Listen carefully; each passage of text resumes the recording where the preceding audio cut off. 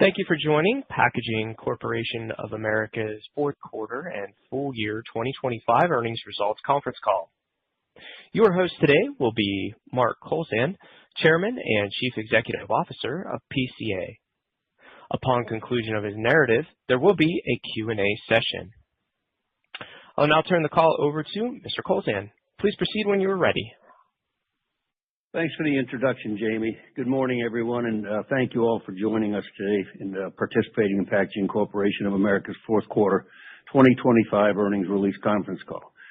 Again, I'm Mark Kowlzan, Chairman and CEO of PCA, and with me on the call today is Tom Hassfurther, our President, and Kent Pflederer, our Chief Financial Officer. I'll begin the call with an overview of our fourth quarter results, and then I'll be turning the call over to Tom and Kent, who will be providing more details. After that, I'll wrap things up, and then we'd be glad to take questions. Yesterday, we reported fourth quarter net income of $102 million, or $1.13 per share. Excluding the special items, fourth quarter 2025 net income was $209 million, or $2.32 per share, compared to the fourth quarter of 2024's net income of $222 million, or $2.47 per share. Fourth quarter net sales were $2.4 billion in 2025 and $2.1 billion in 2024. Total company EBITDA for the fourth quarter, excluding special items, was $486 million in 2025 and $439 million in 2024. Excluding special items, we also reported full year 2025 earnings of $888 million, or $9.84 per share, compared to 2024's earnings of $815 million, or $9.04 per share. Net sales were $9 billion in 2025 and $8.4 billion in 2024. Excluding special items, total company EBITDA in 2025 was $1.86 billion and $1.64 billion in 2024. Fourth quarter net income included special items expense of $1.19 per share, primarily for the Wallula Mill restructuring charges, as well as costs relating to the acquisition and integration of the Greif containerboard business and costs related to the closure of corrugated products facilities. Details of these special items for both the fourth quarter and full year of 2025 and 2024 were included in the schedules that accompanied the earnings press release. Excluding the special items, our earnings decreased by 15 cents per share compared to the fourth quarter of 2024. The decrease was driven primarily by lower production and sales volume in the legacy PCA business for 23 cents, higher operating costs, 23 cents, higher maintenance outage expense, 14 cents, higher depreciation expense in the legacy PCA packaging business for 7 cents, higher freight expense, 6 cents, higher interest expense excluding the Greif acquisition debt for 1 cent, and lower production and sales volume in the paper segment for 1 cent. These items were partially offset by higher prices and mix in the packaging segment for 50 cents, lower fiber costs, 10 cents, lower fixed and other expenses, 4 cents, and higher prices and mix in the paper segment, 1 cent. The acquired Greif operations, including interest on the acquisition indebtedness, generated a loss of 5 cents during the fourth quarter, primarily as a result of extended outages at the Massillon Mill in October and December to perform reliability maintenance activities and manage our inventory at the acquired operations. Looking at our packaging business, EBITDA excluding special items in the fourth quarter 2025 of $476 million, with sales of $2.2 billion, resulted in a margin of 21.7% versus last year's EBITDA of $426 million, sales of $2 billion, or a 21.5% margin. For the full year 2025, packaging segment EBITDA, excluding special items, was $1.83 billion, with sales of $8.3 billion, or a 22.1% margin compared to the full year 2024 EBITDA of $1.6 billion with sales of $7.7 billion or a 20.8% margin. We ran to demand during the quarter, and with the planned DeRidder maintenance outage and a full quarter of ownership of the acquired grape operations, we produced 1,407,000 tons of containerboard. The legacy mills produced 1,235,000 tons of containerboard, 20,000 tons less than the third quarter and 75,000 tons less than the fourth quarter of 2024.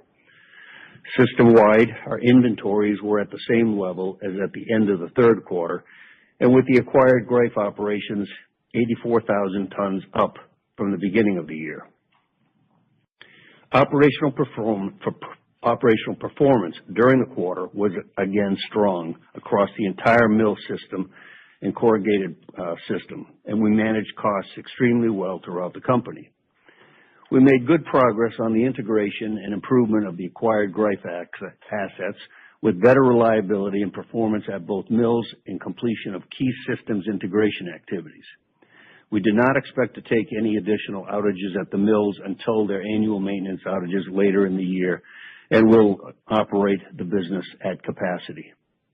We're on track to complete the Wallula restructuring activities by mid-February, and we will begin to benefit from the improved cost structure beginning in March. I'd like to give an update on the gas turbine energy projects that we're currently working on in the engineering phase.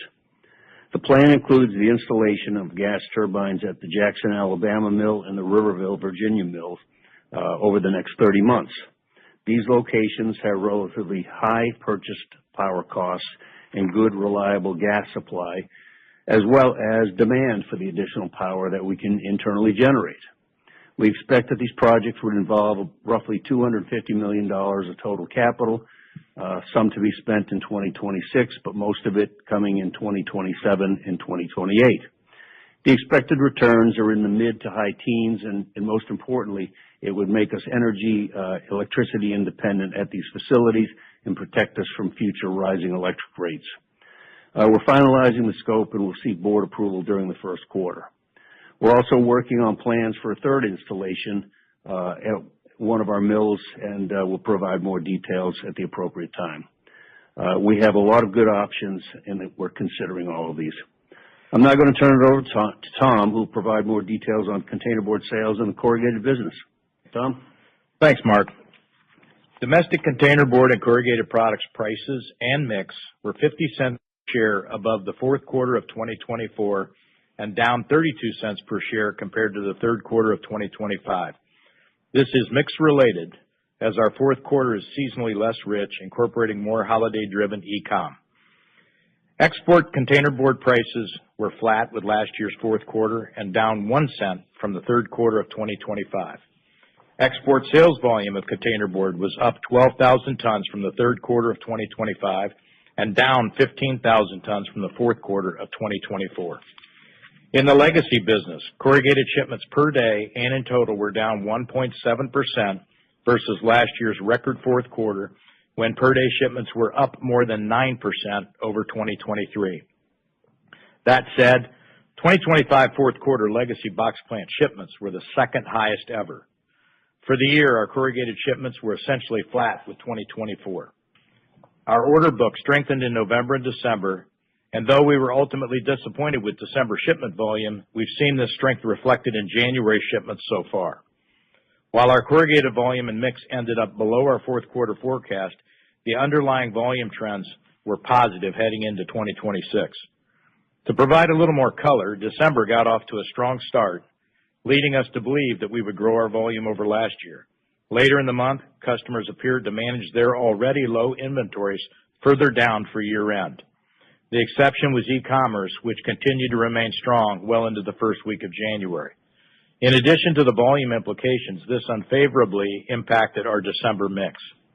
The good news is that January is up significantly in terms of bookings and billings from a strong comp in 2025, where we were up 5% over 2024.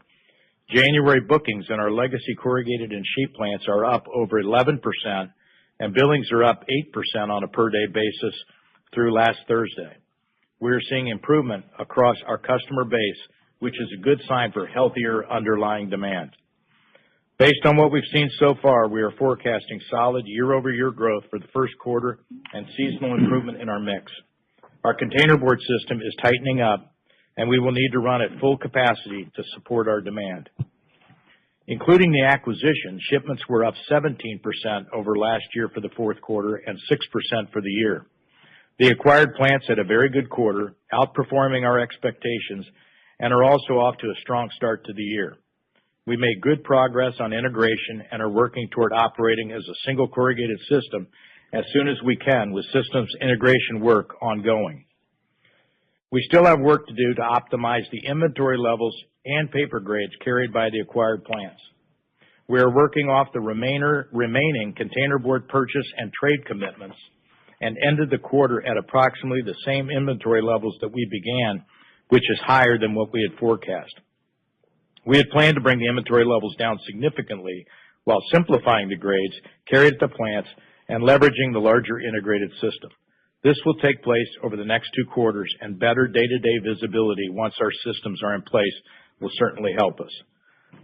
Last week, as you know, we notified our customers of a $70 per ton price increase on our linerboard and corrugated medium grades effective March 1st. We will work as we normally do to implement the full price increase. I'll now turn it back to Mark. Thanks, Tom.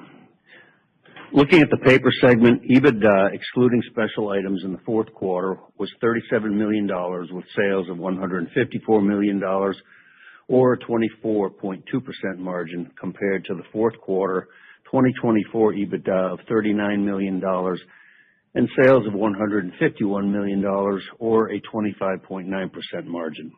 Sales volume was 1% above the fourth quarter of 2024 and 4% below the third quarter of 2025. Prices and mix were up 1% from the fourth quarter of 2024 and down less than 1% from the third quarter of 2025. Performance exceeded our expectation on higher sales volume and strong underlying operating performance at the International Falls Mill. For the full year, paper segment EBITDA was $148 million, with $615 million of sales for a 24.1% margin. 2024's EBITDA was $154 million on sales of $625 million for a 24.6% margin. I'll now turn it over to Kent. Thanks, Mark. Cash provided by operations was a fourth quarter record $443 million, and after $319 million of CapEx, free cash flow was $124 million. In addition to CapEx, the primary payments of cash during the quarter included share repurchases of $153 million, dividend payments of $112 million, net interest payments of $53 million, and cash tax payments of $15 million. We repurchased 760,000 shares during the quarter at an average price of $201.03. We have approximately $283 million of remaining repurchase authority. For the full year 25, cash from operations was $1.55 billion, with capital spending of $829 million and free cash flow of $725 million. Our year-end cash on hand balance, including marketable securities, was $668 million, with liquidity of about $1.25 billion. Our final recurring effective tax rate for 2025 was 24.7%. Regarding full-year estimates of certain key items for the upcoming year, we currently estimate dividend payments of $450 million, total CapEx to be in the range of $840 to $870 million, and DD&A is expected to be approximately $700 million. Our full-year interest expense in 2026 is expected to be approximately $139 million, and net cash interest payments should be about $147 million. The estimate for our 2026 book effective tax rate is 25%. We have planned annual outages in 2026 at all of our mills, which will cover a higher number of outage days and tons in 2025. Including lost volume, direct costs, and amortized repair costs, we currently expect the outages to total about $1.39 a share. The current estimated impact by quarter during the year is 16 cents in the first, 35 cents in the second, 24 cents in the third, and 63 cents in the fourth. I'll now turn it back over to Mark. Thanks, Kent. Our employees put in a tremendous effort and delivered outstanding results for PCA during 2025 when business conditions were challenging at various times. We completed the acquisition of the Greif business and achieved significant progress on integration and improving the operations. We successfully started up our Glendale, Arizona plant and completed numerous capital and operational projects to improve our capabilities and efficiency in our corrugated business and continue to serve and profitably grow with our customers. Our paper business continued to deliver outstanding results through its commitment to customer service and manufacturing excellence. As a company, we still have many key strategic capital opportunities in progress or ahead for the 2026 year and beyond. Our balance sheet remains high quality. We have flexibility to continue to take advantage of internal or external investment opportunities that generate shareholder value. We continue our time-tested and balanced approach towards capital allocation, investing in our business to profitably grow our earnings and cash flows, and returning value to shareholders through dividends and buybacks. We accomplished a lot in 2025 and are positioned to accomplish even more this year. Looking ahead as we move from the fourth and into the first quarter, as Tom mentioned, we see demand improving and expect year-over-year growth in corrugated volume in our legacy box plants and strong shipment volume from the acquired plants. First quarter volume is seasonally lower than the fourth quarter, and even with one more shipping day, overall volume is expected to be slightly lower than the fourth quarter. We'll now be running our mills full, but production will be lower than the fourth quarter with 2 fewer operating days, slightly more outage tons, and Wallula running in its new reconfigured state. We expect slightly lower inventory levels at the quarter end. Price and mix will seasonally improve, and we expect to see some benefits from our containerboard price increase in March.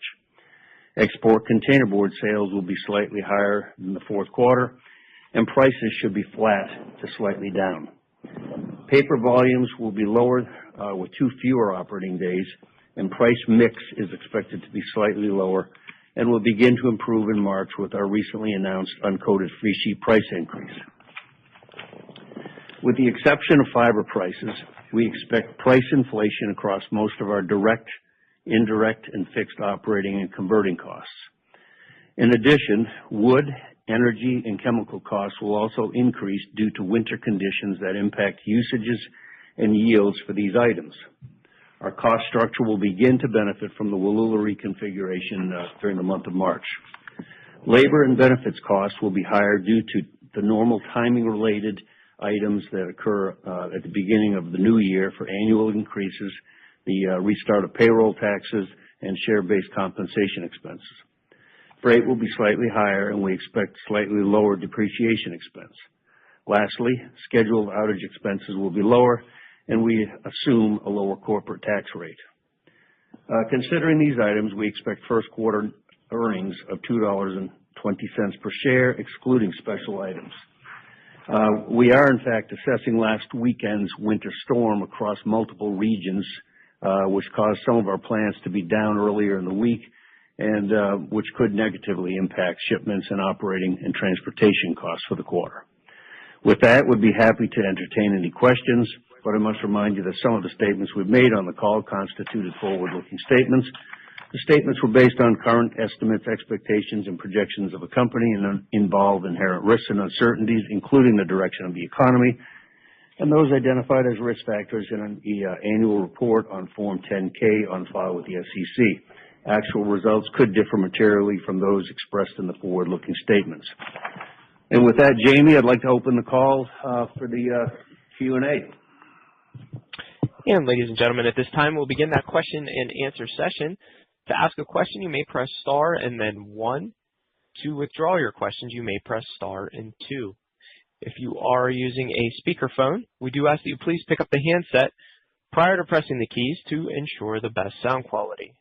Once again, that is star and then 1 to join the question queue.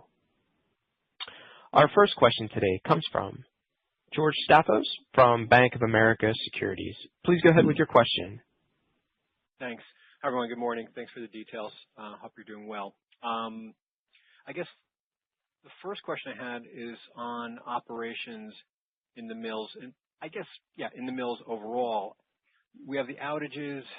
You call out the sequential pickup in variable costs, for inputs. We have fewer days, and also you're going to be trying to take down inventory to some degree.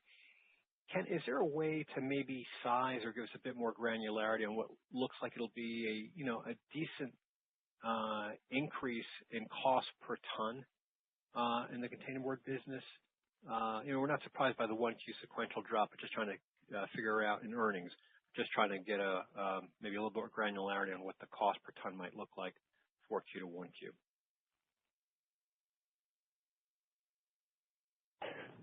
I'm not sure. We're going to run the system full. We've got the typical, seasonal weather impacts taking place along with the recent storm. So there's some uncertainty there. But again, we're basically faced with the normal, year-over-year inflationary concerns that we always see in January with labor, medical benefits, cost type matters, and then just the winter usage and yield matters with energy and wood. I'd like to give you a number, but I don't have that off the top of my head. No, that's okay, Mark. I guess maybe a related question. I know you're still assessing, but what have you built into your guidance for the quarter related to the winter storms, from an earnings standpoint or more, sort of a factor standpoint, from a volume versus cost, qualitatively? George, we're just starting, we've had plants down from the Texas region all the way across the Gulf region up through the mid-Atlantic. Some of these areas are still down without power. We've got power outages continuing in Tennessee. The Dallas region has thawed out and coming back, but things are coming back as we speak, literally on the call this morning. The mills ran through this. The two biggest mills that were impacted, the Counce, Tennessee mill and the Riverville, Virginia mill.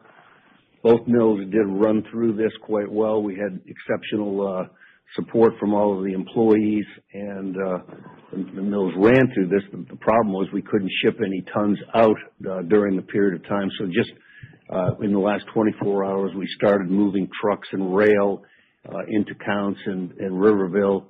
But nevertheless, we've had a huge number of the box plant system down for the few days. Tom, do you want to add a little color on that? Because I think the important thing is, George, to understand it's going to be very hard for us to get our arms around this until we find out, what the impact is on that book of orders that were not shipped in the short term, and whether they'll pick back up with our customers going forward. Obviously, our customers were down as well. So, we've been through these before, and sometimes, if it's too long of a process, there are orders lost.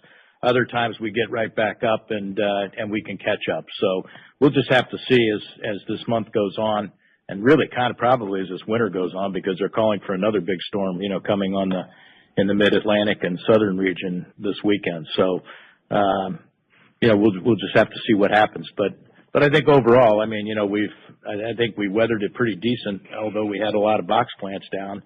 And the transportation is another big issue that, exists, whether it's rail or truck, if we can get the product out once we get the plants and mills up and going. Hey, George, back to your first question. It's Kent. Ex freight, and with a little bit of Wallula benefit but not all of it, we're about $15 million total on the cost line in the mills. So running that through, that's maybe $10 a ton. Okay. Appreciate that, Ken. Last one, I'll turn it over. Just be mindful. what gives you comfort that at Massillon you're through the reliability issues and, for that matter, what gives you comfort and what caused the inventory mismatch in the acquired facilities? Again, presuming it's going to be worked down, but hopefully by 1Q. But what caused that? Thank you, guys. Good luck in the quarter. Yeah, I'll talk about the operational matters, and then I'll let Tom talk about the inventory. During the month of, if you went back to the acquisition date in September, we spent 6 straight weeks with probably 200 PCA personnel assisting Massillon along with contractors, essentially rebuilding Massillon Mill from bearings, bushings, pumps, motors. We put our hands on everything. Gas turbine rebuild, again, all of the mechanical infrastructure. And then during the period of time during December that the mill was down, we continued to address some of the even finer detail items, some operational improvements, even down to lubrication technology, again, more bearing monitoring. So I'd like to say that over a 3.5-month period of time, we've essentially rebuilt the Massillon Mill, so it's become the little mill that could. We've improved operational efficiency at both Massillon and Riverville from the probably a 15% improvement overall in operational efficiency, the way we measure efficiency. So both mills are very close now to running to the PCA standard efficiencies. Tom, do you want to talk about the inventory? So, George, I'll at least start on the Massillon piece to quantify it. We were maybe 10,000 tons above where we'd forecasted finishing up the year.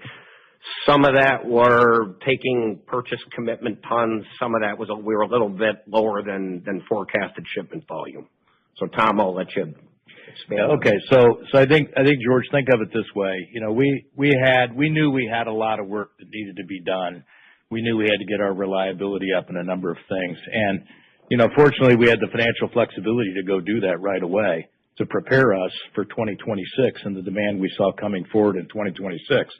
Now that said, everybody did an outstanding job, and we're in good shape starting in 2026. But there's another big piece of this that was part of that inventory miss, and that is that we had the Greif had a lot of containerboard purchase and trade commitments that were in place that we just chose to absorb basically in the fourth quarter. And we don't have a lot of visibility from a systems point of view into a lot of their day-to-day activities like we do at PCA. So those were the main drivers for the inventory miss. But I think the most important thing is we got all that work done up front and put ourselves in good shape for 2026. Thank you. Next question, please. And our next question comes from Michael Roxland from Truist Securities. Please go ahead with your question. Yeah, thank you, Mark, Tom, and Ken, for taking my questions. Tom, wanted to follow up on that last point in terms of the purchase and trade commitments that Greif had in place. Just to provide some more color around those commitments. Is it something that you're looking to keep? Is it something that you're looking to get rid of once those contracts expire? Just any color you can provide around those commitments and what you're looking to do with them. Okay, Mike, I'm gonna ignore the color part and just tell you that those commitments and purchases we no longer are keeping or pursuing or anything like that. Those were agreements that Greif had. We would not typically have any of those in place, and we're discontinuing those. We met the commitments, and we're moving forward from there. Perfect, got it. It sounds like demand has inflected, and you need to run full. But you have 2 less shipping days in 1Q. So this is a theoretical question. I mean, if you had those 2 extra shipping days in 1Q, would things be looser and volumes be softer, or has demand firmed up enough such that you would still be running full even with those 2 extra shipping days? If we had the 2 extra days, we'd still be running full. I mean, the way we've looked at the entire year for the full 2026, we expect to run the entire mill system full out, and so which is a high class problem to have. So, Tom, you want to add anything? No, you know, this is just a matter of a 30-day period that we're looking at as opposed to the long term. So we would absolutely be running full out if we had the 2 extra days. Got it. And then just from a demand perspective, you know, you guys have called out on recent quarters the housing environment. You've called out protein. Any inflection in those particular end markets that are contributing to this better demand?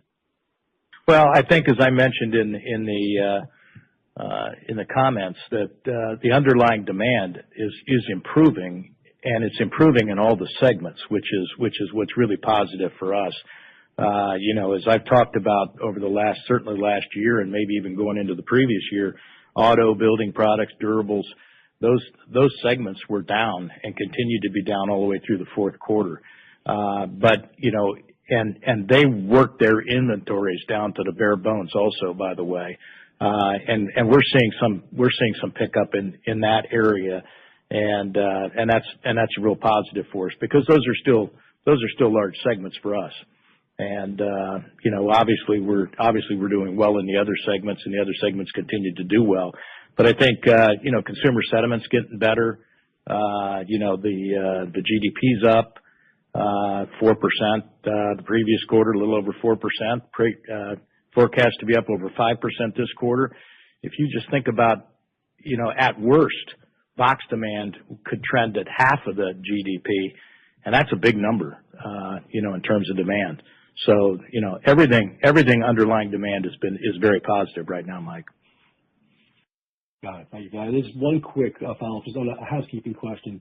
Are you reflecting the $70 per ton in your 1Q guide? So is that you announced that $70 per ton for March 1st. Is that included in the $2.20 you're guiding for 1Q? The answer is no. We have a little bit into March, but not the full benefit. So you are baking in though, so you are counting that in your 1Q guide to some extent. Just a small amount is what we're putting in the forecast. You know, as you know, these price increases, I mean, you know, they take place over, you know, for us, they take place over about a 90-day period. And then we have some contracts that extend to mid-year and, you know, that sort of thing. But for the most part, you know, I mean, we're baking in. Of course, it's effective starting March 1, but, you know, we can't bake in the full amount, obviously. Got it. Very helpful. Thanks very much, and good luck in 2Q. Thanks, Mike. Appreciate it. Next question, please. Our next question comes from Mark Adam Weintraub from Seaport Research Partners. Please go ahead with your question. Great, thank you. Just two quick clarifications. One, just to be clear, the $70, you get that in containerboard in March, but you're talking about because it takes a while to flow through into boxes is why it would have a fairly de minimis impact in 1Q. Is that correct? Correct, Mark. Yes. Mm-hmm. And just second clarification, just make sure I wasn't missing something. If there were 2 more shipping days, then you'd have more demand on your mill system, not less, in the short term. Correct. Yes. Oh, okay. And then just going back to costs, last year you had talked about 50 to 60 cents impact going from 4Q to 1Q, and that you expected to get about half of it, or even perhaps a bit more than that, back in the second quarter because, you know, some of it's seasonal, et cetera. Could you share those types of metrics this time around? Yes, we can, Mark. It's about 45 to 50 cents 4Q to 1Q. We will get, excluding Wallula, a little under half of that back. But then Wallula, the cost improvements there start kicking in more so in the second quarter. Okay, super. And then can we also contrast how the containerboard box markets feel now relative to how they felt this time last year? I mean, obviously you went with price increases January 1st last year. You got, at least in terms of what Pulp and Paper Week reflected, partial increases. How does it feel this time around versus the last 2 years? Now I can only speak for PCA, so let's just I want to qualify that. How does it feel for us? I mean, it feels improved. In fact, much improved, I think, because there were still a lot of question marks in place a year ago. A new administration was going to take hold. A lot of things were up in the air. We were already dealing with potential tariff stuff and all these other things that were question marks hanging in the air. Those are all pretty well cleared up at this point in time. And I think the most encouraging thing is what I just mentioned earlier relative to GDP and consumer sentiment. GDP being up over 4% last quarter, projected to be up over 5% this quarter. Those are big numbers and make a big difference in terms of corrugated box demand. And also, I think another great metric is for the first time in over 4 years, you've got wages that are now ahead of inflation. And that will also improve the consumer sentiment going forward. They may not feel it immediately, but I think throughout the year, I think that's an important metric for our business. Great. Appreciate it. Thank you. Thank you. Next question, please. Our next question comes from Gabe Hajde from Wells Fargo Securities. Please go ahead with your question. Mark, Tom, Kent, good morning. Thanks for taking the question.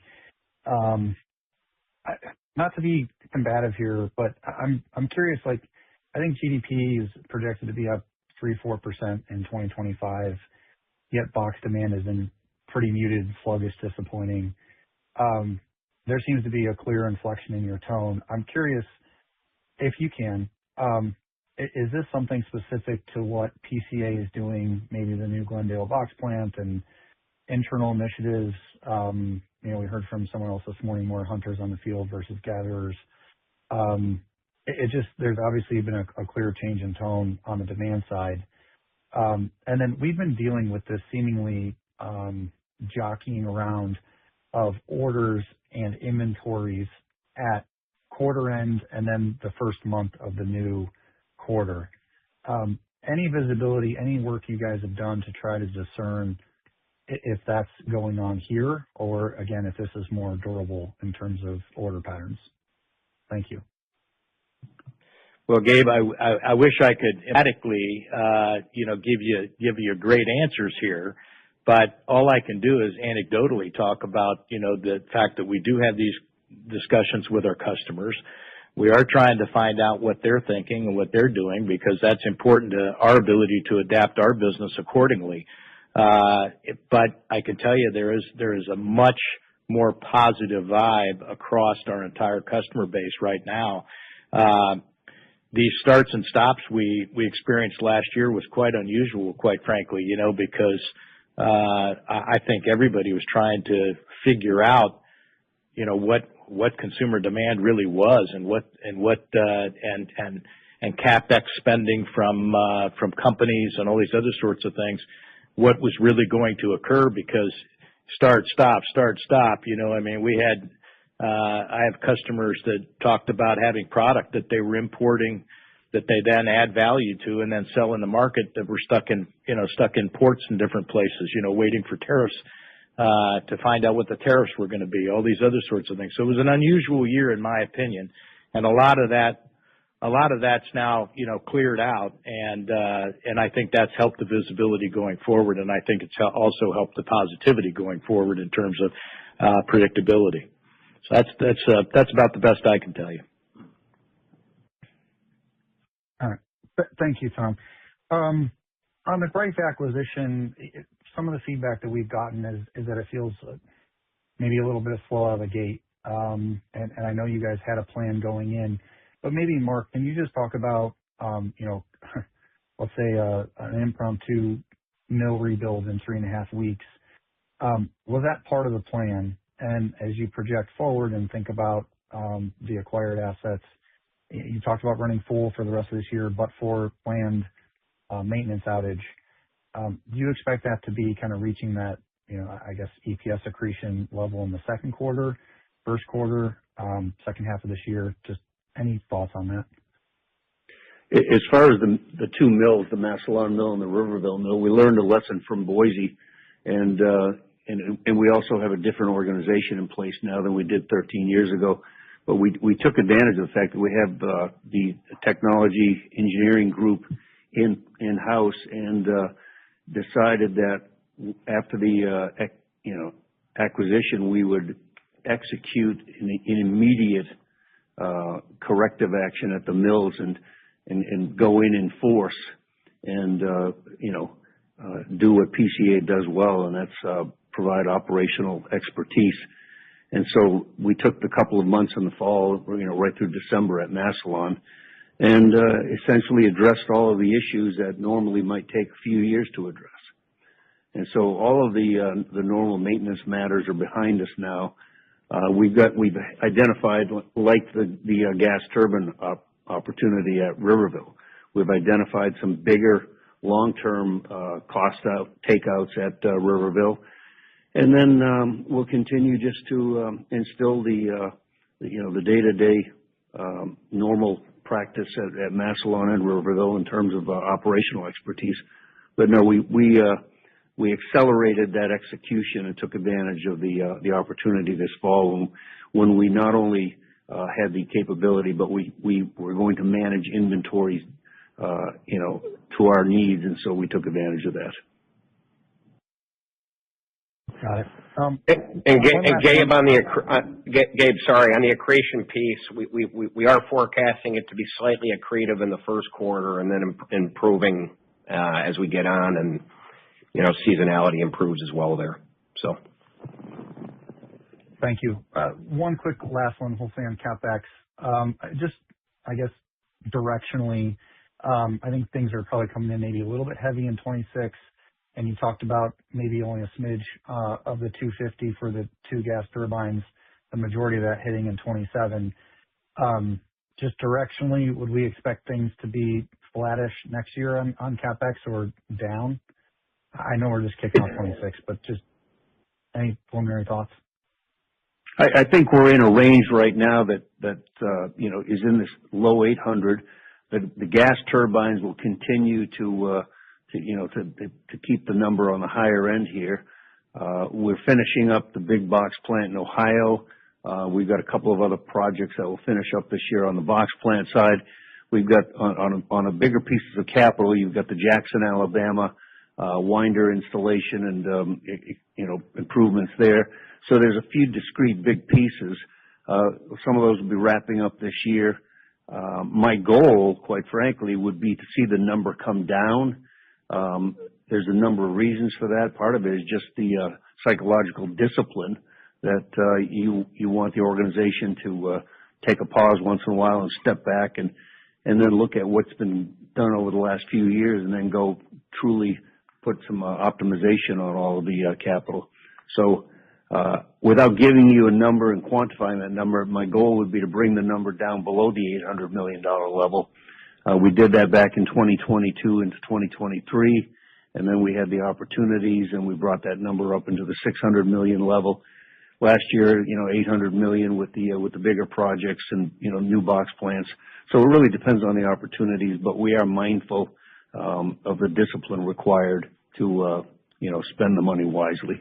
So long answer to a question, but the goal would be to get it down, but we'll take advantage of the opportunities.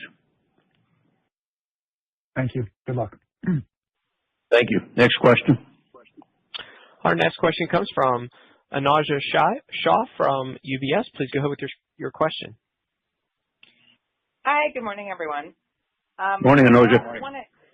Morning. I just wanted to ask more specifically, what changed in January? It does seem like there was a pretty sudden upturn in demand. And I know you talked about less uncertainty versus last year, but consumer confidence numbers are still kind of depressing, and CPG earnings tone hasn't really changed. So do you think your customers are responding to maybe the promise of stimulus in the One Big Beautiful Bill, and then after we get through tax refund season, we can see some choppiness again in demand? What are you hearing from your customers on that? I think the upturn in demand is a couple things. One is obviously, as we've talked about from an inventory standpoint, they ran inventories incredibly low. So, you can't continue to operate forever at these tremendously low inventory numbers. But I think there is a lot more positivity going forward, with tax reform, number of different things. I mentioned, wages and some other things. Consumer sentiment, depends on what survey you're looking at too. One day you get a survey that's positive, the next one it's a little more negative. I think the questions get slanted and a number of different things occur. But I think overall, anytime you get more money in the pockets of the consumer, we're going to see more demand, and that ultimately reflects in the box business. And I think from our customers' point of view, of course, we try to align with the very best and the ones that tend to be the winners in their space. They tend to have a much more positive viewpoint going forward. And as I said, all the noise that took place in 2025, with all the different things that were going on with the new administration, I think a lot of that, the air is cleared on that, and I think people can see demand improving and count on it a little bit better than they did in the past. Yep. Okay. That's good to hear. Let's hope you're right. And then for my second question, did I miss the cash tax expectation for 2026? And could you get a meaningful step down year over year this year because, I don't know, maybe immediate depreciation expensing provisions on Glendale or anything else? No, we didn't provide what the cash tax forecast would be for the year. It'll be higher, though, than we paid out in 25. The Greif acquisition and being able to take some of the immediate depreciation on those assets was a big help. So, but we'll be approaching maybe a little more normal levels, but we will still get some benefit from the bonus depreciation provisions. All right. Sounds good. I'll turn it over. Thank you. Thanks, Anoja. Next question, please. Our next question comes from Anthony Pettinari from Citi. Please go ahead with your question. Good morning. Morning, Anthony. For the price increase for containerboard and boxes, should we expect the timing and implementation of the price hike for the kind of the Greif portion of the business to be pretty much identical to the legacy business, or are there any sort of existing contracts or terms that might make it a little bit different or longer? We would expect the acquisition plants to roll out the same as PCA. Got it. And I mean, there were some pretty large mill closures in the industry last year, and obviously you have Wallula. Understand that you don't sell into the open market as much as others.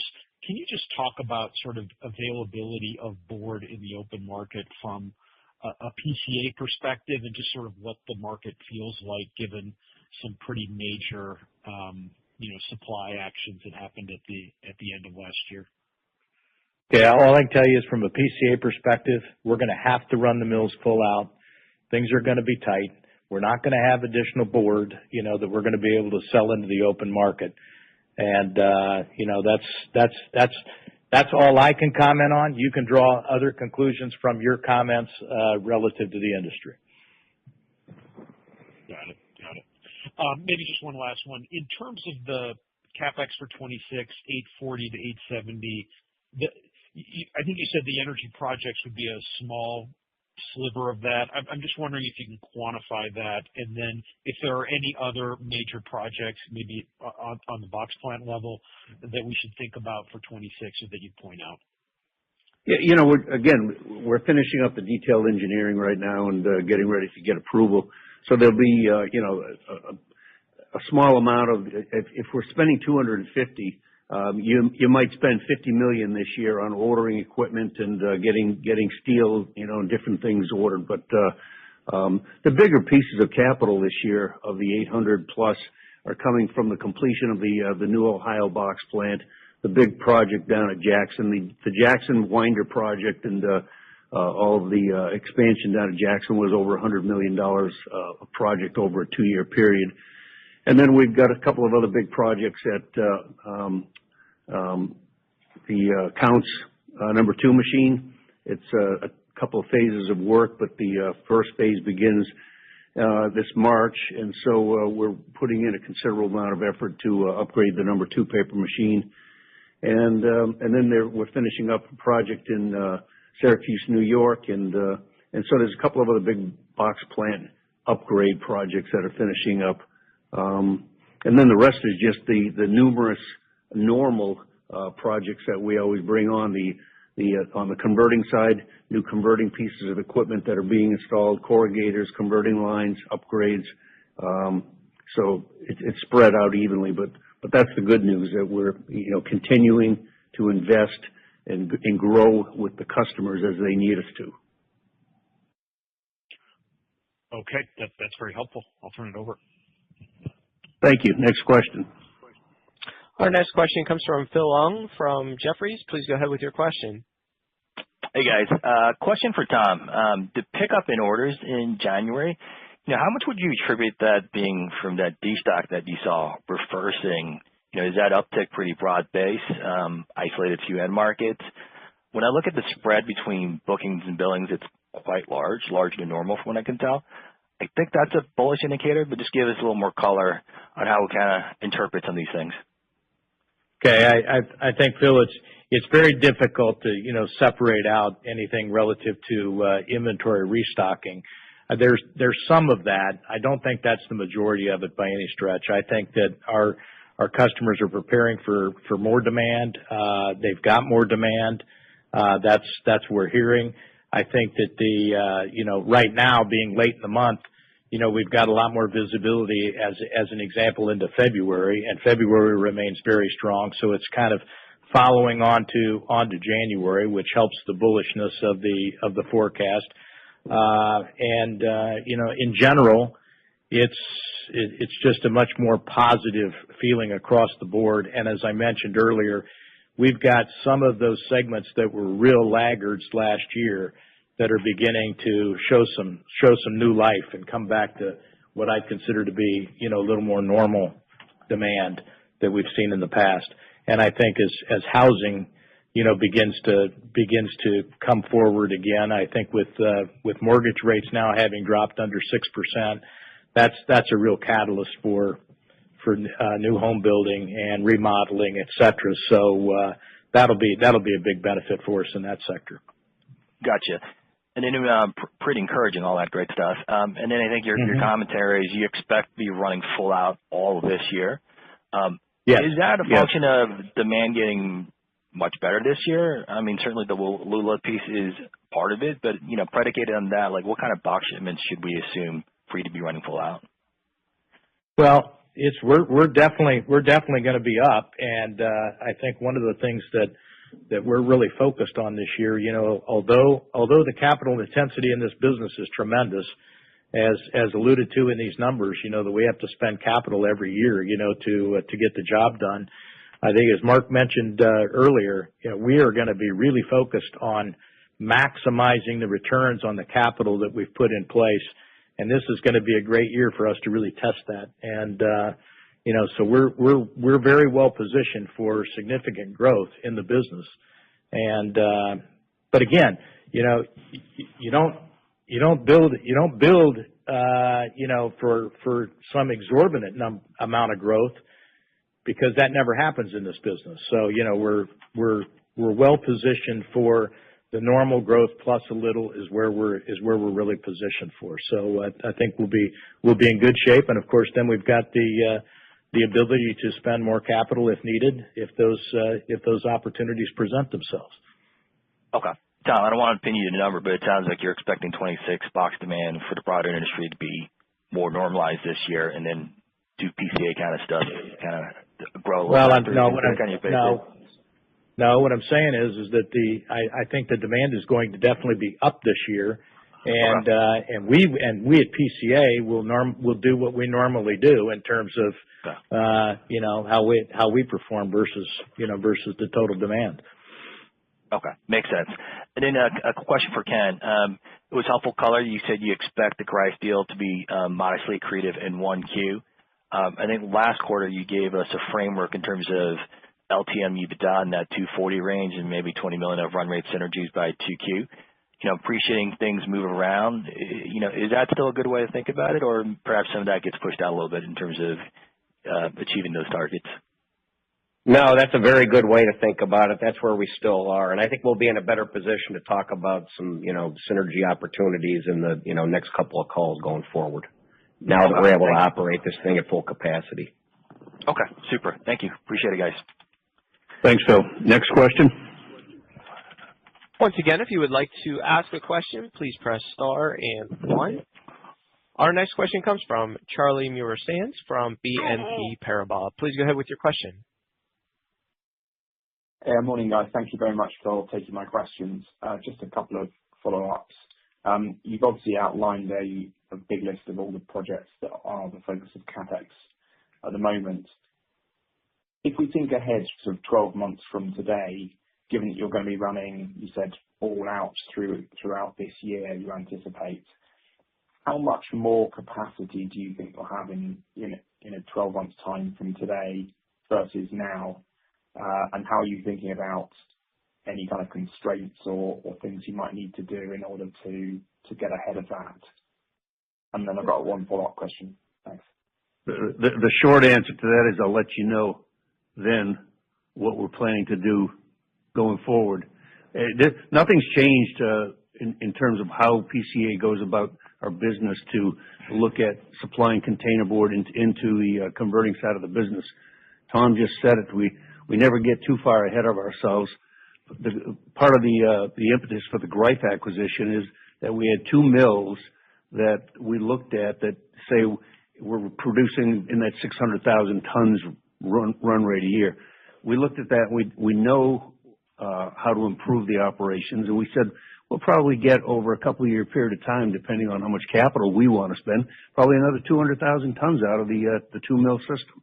And so that provides the growth runway for the next couple of years for us. So that's how I'm looking at it. But it's it's going to be tight. We're going to have to run very well as we normally do, run very efficiently, but never forget we're always looking out on the horizon of where the next containerboard capacity will come from in PCA, and we've got different levers to pull and different ways to get there. But that's one of the high class problems that we face all the time. Tom, you want to add to that? No, nothing really more to add other than we'll grow with our customers. That's how we operate. Thank you. And just the follow-up was you quoted your bookings and billings numbers so far. Can you just clarify, is that a fully legacy PCA number, or is that line getting blurred now? Have you sort of moved customers from Greif operations into PCA or vice versa, or is that an all-in number? Thank you. Okay, that's I'm giving you essentially the legacy PCA number, but I also the visibility I do have into our Greif business. It doesn't quite mirror that, but is pretty close to that. Many thanks. Thank you. Are there any other questions, Jamie? Mr. Kowlzan, at this time there are no more questions. Do you have any closing comments? Yeah, again, I want to thank everybody for joining us today. And also I just want to put out a big thanks to the folks at the Riverville Mill and Counce Mill in particular. A number of the employees and managers spent 3 or 4 days living at the mill during the storm and protecting the assets and running the mill and safeguarding things. So from up here in Lake Forest to the facilities, thank you. And then all the box plants that are down and people that have been without power. Again, it's been a struggle, but things are coming back. So we appreciate everybody's effort and the dedication that we have from our PCA employees, and look forward to talking with everybody on the next call in April. Thank you. Have a good day. Ladies and gentlemen, with that, we'll conclude today's conference call and presentation. We do thank you for joining. You may now disconnect your lines.